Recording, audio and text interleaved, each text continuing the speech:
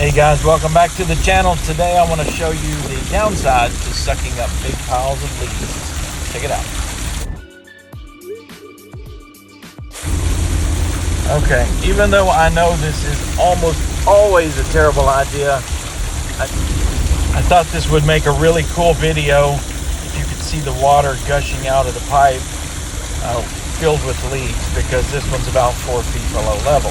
However, I maybe have sucked up too many leaves. Check it out. Okay, this is the part of the video where I was going to take the lid open and water and leaves just gush out.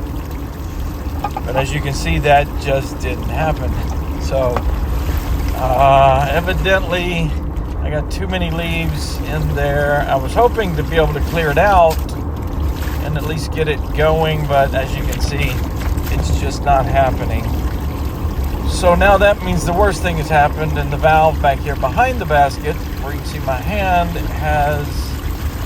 is obviously clogged up with leaves. I can get a little water coming out, but normally this would be just maybe 6 inches high coming out of there. So anyway, let's see what's going on.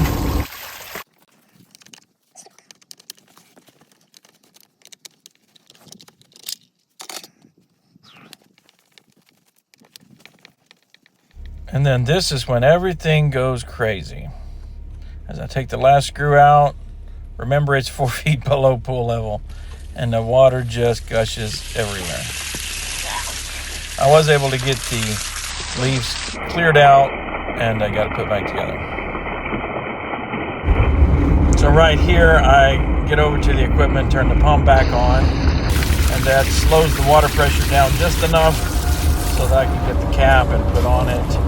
And since the motor's going, it creates a suction, holds that lid in place while I get it screwed back together. So